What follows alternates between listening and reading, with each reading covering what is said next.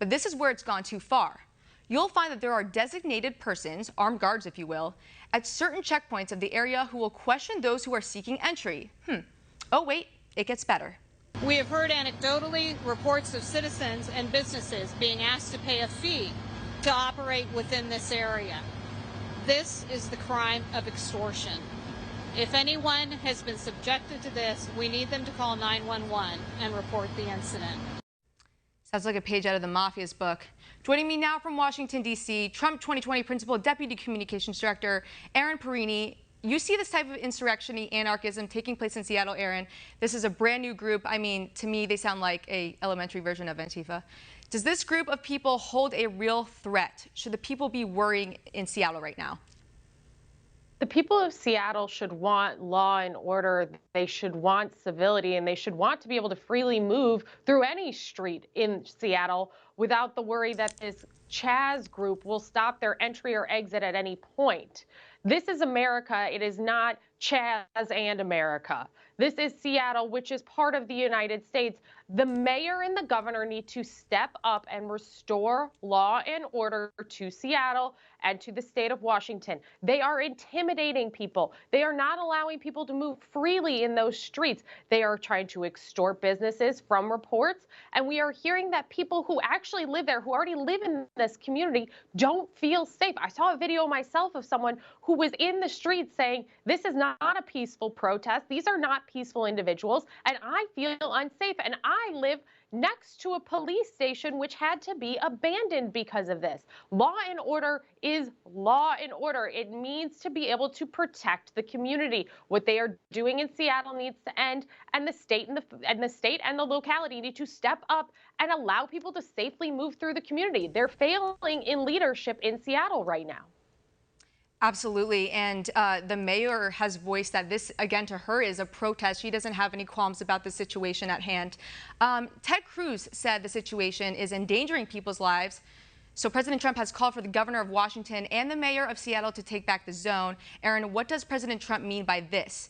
He calls himself the law and order president. Does that mean we're going to see calls for the National Guard to come in, or are we going to ramp up the police force? President Trump is the president of law and order. He has stepped up time and again in the face of aggressive protests in this country. He surged the National Guard in D.C. and restored order to the streets here in D.C. as churches were being burned.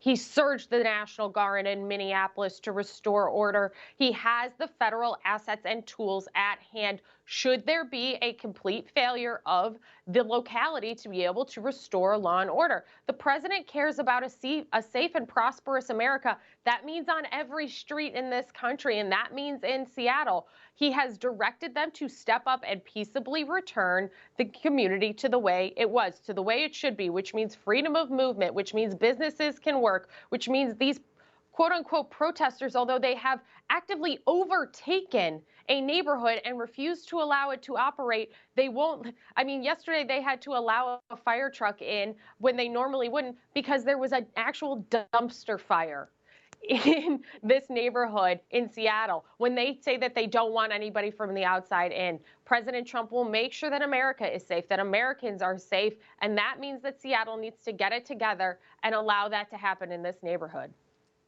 Completely agree with you. I do want to switch gears here. Now, Press Secretary Kayleigh McEnany's press briefing yesterday, she began by saying, quote, the transition to greatness has already begun. Going on to say our economy is getting better with 2.5 million jobs added in the month of May, all within the age of COVID-19. Erin, how will the Trump administration continue to strengthen our economy in the light of all these recent events that has happened? You saw those 2.5 million jobs come back in the month of May, and that is because of the economic foundation that President Trump built in the first 3.5 years. It's because of the deregulation of the federal government to allow business to grow. It is because of the Trump tax cuts, because of opportunity zones. It's because this president has put Americans and American business first. You saw the Paycheck Protection Program, which Democrats refused to allow the secondary level of funding for until they had their demands met.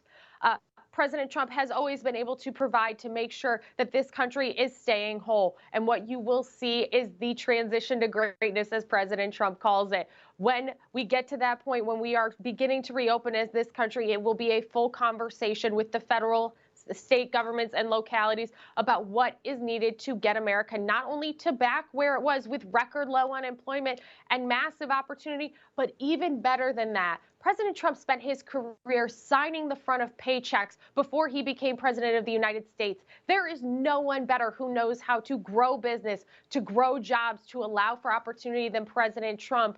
As we begin to reopen it as a nation, Americans should feel very strongly that they know President Trump is the only person to return us to the booming Trump economy. Yeah, Ben, we sure hope those conversations take place rather quickly. Erin, we're all out of time. Thank you so much.